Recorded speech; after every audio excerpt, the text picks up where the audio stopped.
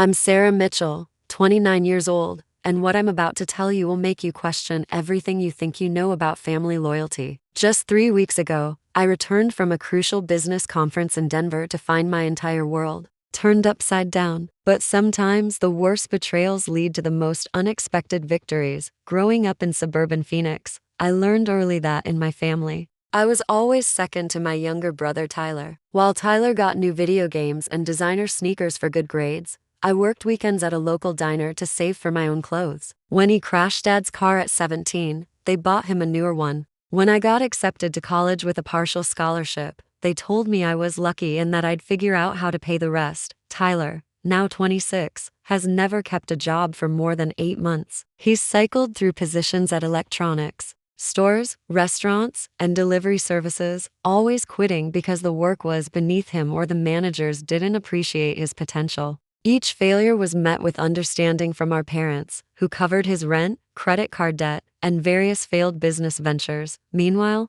I put myself through college, graduated with a degree in graphic design, and landed a position at a growing marketing firm. For 5 years, I lived in a tiny studio apartment, eating ramen and saving every possible dollar for one goal: buying my own home. Last year, I finally founded a charming 1,960 seconds ranch house in a quiet neighborhood, with original hardwood floors, a stone fireplace, and a backyard perfect for the garden I'd always dreamed of having. The house cost $285,000, and I had saved exactly enough for the down payment plus closing costs. The day I got the keys was the proudest moment of my life. I spent months renovating that house myself. I painted every wall, refinished the floors, and planted a vegetable garden that reminded me of my late grandmother Rose, who had raised me while my parents focused on Tyler's needs. Grandma Rose had been my sanctuary, the one person who saw my worth and encouraged my independence. 3 weeks ago, my boss selected me for an important conference in Denver, a career-defining opportunity to present our agency's work to potential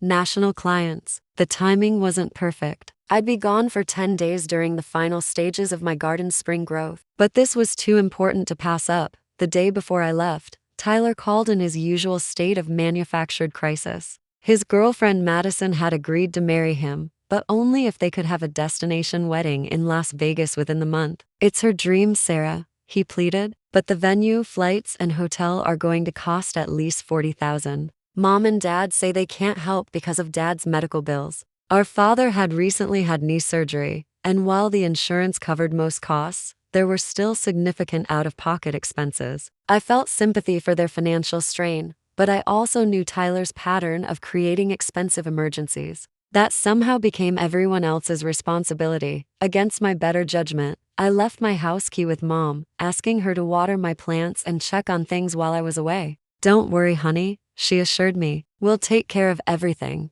The Denver conference exceeded all expectations. I secured 3 major client contracts that would significantly boost my career and income, but exhaustion hit me hard during the flight home. All I wanted was to collapse in my own bed, in my own house, surrounded by the comfort I'd worked so hard to create. When the taxi pulled up to my house at 9 p.m., something felt wrong immediately. The porch light was off, and there was a sold sign planted in my front yard. Confused and alarmed, I tried my key in the front door. It didn't work. My hands shaking, I called Mom. "Sarah, you're back early. How was the trip?" "Mom, why doesn't my key work? Why is there a sold sign in my yard?" A long pause. "You should come over, dear. We need to talk."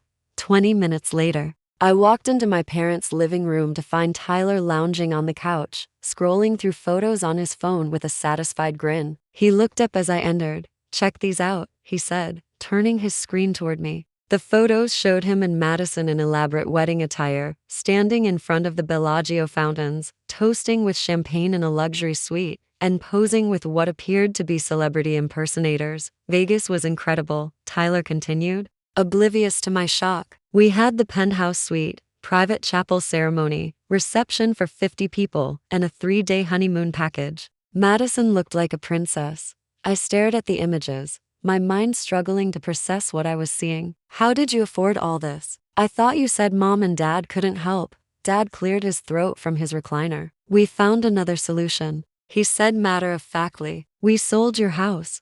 The words hit me like a physical blow. I felt my knees buckle and grabbed the back of a chair for support. You what? We sold your house, he repeated, more firmly this time. Got a great price. 2 cash offer, closed in a week. Mom emerged from the kitchen, wringing her hands. Tyler really needed this wedding, Sarah. Madison threatened to call off the engagement if they couldn't have the ceremony she wanted. You know how sensitive he is. I struggled to find words. You sold my house? Without my permission? That's illegal. How did you even do that? Dad waved dismissively. We had your key. We found your paperwork in your desk. The rest was just details. Details? You mean fraud? Tyler interjected, showing no remorse. The wedding was perfect, Sarah. Private chapel, live band, gourmet dinner, open bar. Madison's family was so impressed. I needed this after everything I've been through. Everything you've been through? I echoed incredulously. You mean being unemployed for 6 months? That's justification for stealing my house? Mom's expression turned defensive. We didn't steal anything. We just redirected resources to where they were needed most. Tyler was about to lose Madison, and you can always buy another house. Always buy another house? My voice rose with disbelief. That house represented 5 years of savings, months of renovation, work, my entire financial future. Dad's face hardened. Don't be so dramatic. You're doing well at your job. Besides, we're your parents. We know what's best for the family. In that moment, something inside me shifted. The shock and anger gave way to an eerie calm. Despite the devastating betrayal, I felt the corners of my mouth turn upward into a smile. Dad's confident expression faltered. What's so funny? I maintained my smile but said nothing. Instead, I picked up my purse and headed toward the door. Where are you going? Mom called after me.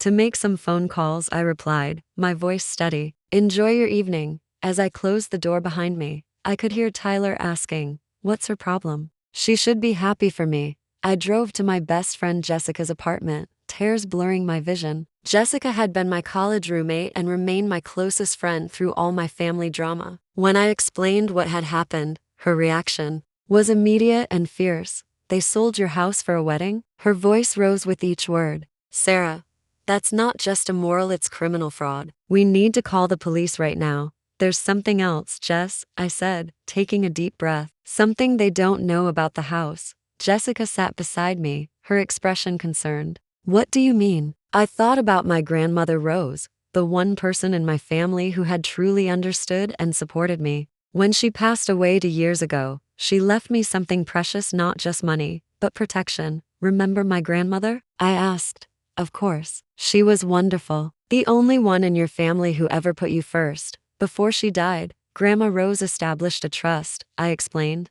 She had been watching how my parents treated me compared to Tyler for years, and she was worried they might try to take advantage of me financially. Jessica looked confused. What kind of trust? The house wasn't technically mine, I continued. I mean, I'm the listed owner, but I'm actually the trustee of Grandma Rose's trust. She purchased the house through the trust to protect it from exactly this kind of situation. Wait, Jessica said, trying to process this information. So the house belongs to a trust. Not directly to you? I nodded. Exactly. And Grandma included very specific conditions. The most important one being that if any family member attempted to misappropriate trust assets, they would forfeit all inheritance rights forever.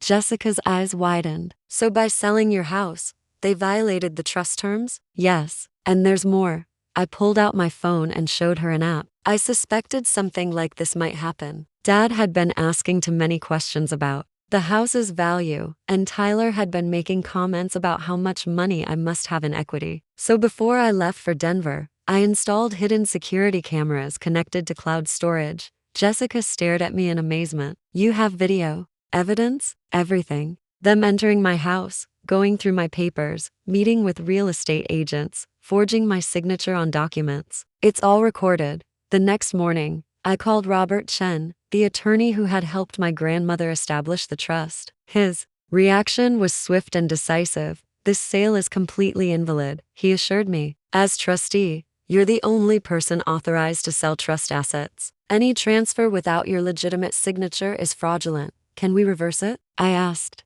Yes, but it will take time. will need to involve law enforcement since forgery is a criminal offense. The innocent buyers will need to be protected too, Mr. Chen explained that the trust contained more than just the house. My grandmother had been a careful investor, and there were additional funds scheduled to be distributed on my 30th birthday, including portions that had been designated for my parents and Tyler, contingent on their respecting the trust terms.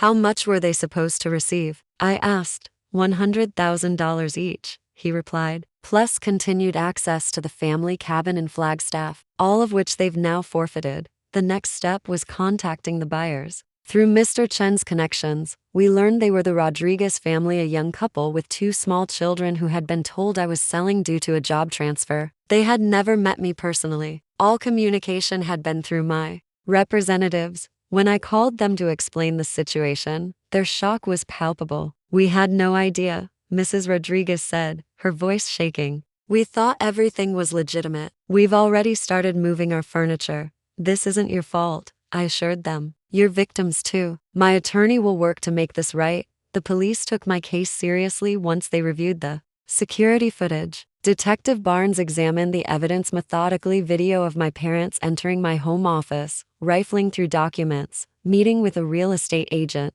and my mother practicing my signature before forging it on the sales paperwork. This is pretty clear-cut fraud and identity theft, Detective Barnes concluded. We'll need statements from the buyers and real estate agent, but you have strong evidence here. As the investigation proceeded, I learned more about the extent of their betrayal. The house had sold for $315,000. Tyler's Vegas wedding had cost $45,000, including flights for the wedding party. My parents had bought themselves a new luxury car for $35,000. The remaining funds were being used to pay off Tyler's credit card debt and fund their retirement celebration cruise. 2 weeks after my return from Denver, armed with Mr. Chen's legal documents and Detective Barnes' findings, I decided to confront my family one final time. I arranged a family dinner at a local restaurant, inviting my parents, Tyler, and several cousins as witnesses. The private dining room at Romano's Italian restaurant was elegant but not ostentatious. I arrived early with Jessica and my cousin, Mark, who had always been supportive despite the family dynamics. My parents and Tyler arrived 20 minutes late. Mom looked nervous, fidgeting with her new designer purse likely purchased with my house money. Dad appeared confident, as if this dinner was just a formality before I accepted their betrayal. Tyler was absorbed in his phone, probably posting more wedding photos. Throughout dinner, conversation remained light. My parents seemed to relax as the meal progressed without incident. Tyler even boasted about his honeymoon plans, describing the spa treatments and room service in detail. As dessert was served, Mr. Chen arrived, followed by Detective Barnes. I introduced them simply as my guests, watching my father's expression shift from confusion to wariness. Before we continue, I said, standing to address the table, I'd like to explain why I invited you all here tonight. The room quieted, all eyes turning to me. As some of you know, while I was in Denver, my house was sold without my knowledge or consent. The proceeds funded Tyler's wedding and various other purchases. Dad interrupted, his voice sharp. Sarah, this is hardly appropriate. Dinner conversation. Actually, it is, I replied calmly, because what you may not know is how the sale was accomplished. I nodded to Jessica, who connected her laptop to the room's projector. The screen lit up with security footage. The first clip showed Dad and Tyler in my home office, searching through my desk until they found my financial documents. Here's everything we need, Dad's voice said on the recording. The house is worth over $300,000, more than enough for what Tyler needs. Tyler's recorded voice was eager. Are you sure this will work? Dad's response chilled the room. Trust me, she'll never know until it's too late. And by then, what can she do about it? The next clip showed Mom at my dining table, practicing my signature repeatedly before signing official documents. Dad stood over her shoulder, directing, make the S more curved. She loops the H differently. The room fell silent. My relatives watched in shocked disbelief. Mom's face had drained of color. Dad's jaw was clenched. Turn that off, he demanded. This is private family business. Fraud isn't private, Dad, I replied. Detective Barnes is investigating the fraudulent sale of my house. Dad's confident facade cracked. This is ridiculous. We're your parents. We had every right. No, I said firmly. You didn't. And there's something else you should know. Mr. Chen stepped forward. I'm Robert Chen, attorney at law. I represented Rose Mitchell, Sarah's grandmother, and I administer her trust. Dad's expression shifted from anger to confusion. What trust? The house wasn't owned directly by Sarah,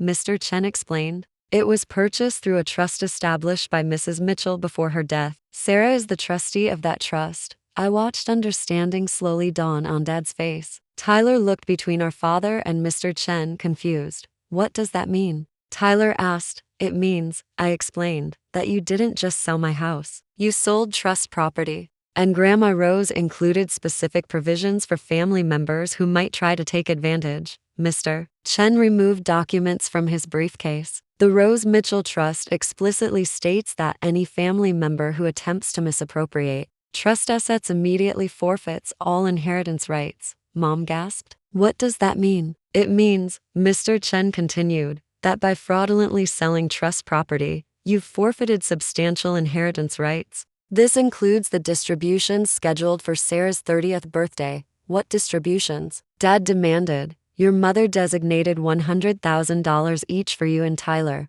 plus continued use of the Flagstaff cabin, all of which you've now lost. The color drained from Dad's face. Tyler jumped to his feet. This isn't fair. We didn't know about any trust. Ignorance doesn't excuse fraud, Mr. Chen responded calmly. Detective Barnes stepped forward. Mr. and Mrs. Mitchell, Tyler Mitchell, I need you to come to the station for formal statements regarding the fraud and forgery charges. Are we being arrested? Mom asked, panic in her voice. Not at this time, but this is a serious criminal matter requiring investigation. Dad made one desperate attempt. Sarah, you can't do this to your family. We raised you. You owe us.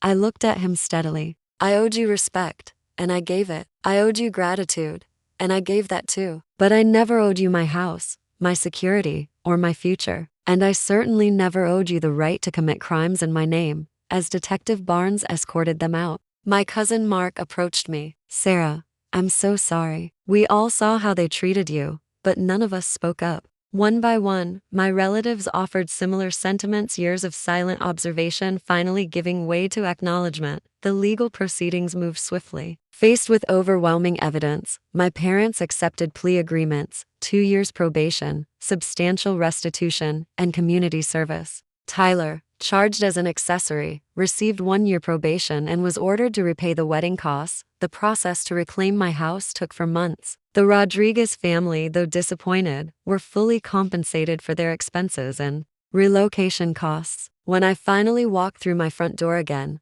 I felt both relief and sadness. The house was physically unchanged, but the emotional landscape had been permanently altered. The financial consequences for my family were severe. The restitution payments and legal fees consumed their savings. My parents were forced to sell their home and downsize to a small apartment. Tyler's marriage, built on the foundation of stolen luxury, began cracking under financial pressure when he had to sell his car and take a job at a call center to make restitution payments. 6 months after the confrontation, I received apologetic texts from Mom, followed by requests to discuss restoring their inheritance rights. When I didn't respond, Dad's messages arrived, alternating between attempts at justification and expressions of hardship. I forwarded these to Mr. Chen, who confirmed that their inheritance rights were permanently terminated. No negotiation could change that. As the first anniversary of the betrayal approached, I realized that while the pain hadn't disappeared entirely, it had transformed into wisdom. The house that had been stolen from me was now truly mine again, not just legally, but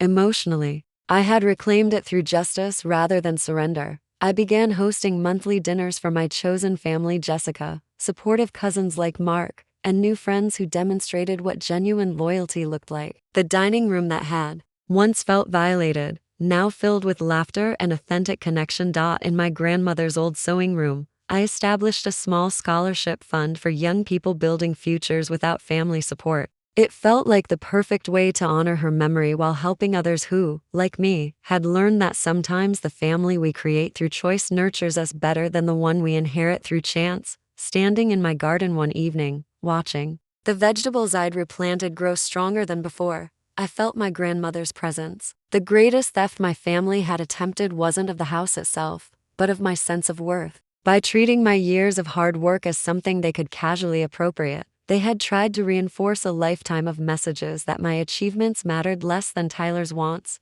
but in fighting for justice rather than accepting their narrative, I had reclaimed more than property. I had asserted my inherent value and right to be treated with respect. The house my family tried to steal had become more truly mine than ever before. The life they attempted to diminish had expanded beyond what I could have imagined. And the strength they had underestimated had become my greatest asset, exactly as Grandma Rose had always said it would be. Sometimes family isn't who we're born to, but who we choose through our own actions and the relationships we nurture. Sometimes, the greatest gift in betrayal is the clarity it brings, revealing what was always true beneath polite fictions. And sometimes the most profound healing comes not from forgetting pain, but from using it as foundation to build something beautiful and authentic. My name is Sarah Mitchell, and this is my story of how the worst betrayal of my life became the catalyst for my greatest freedom.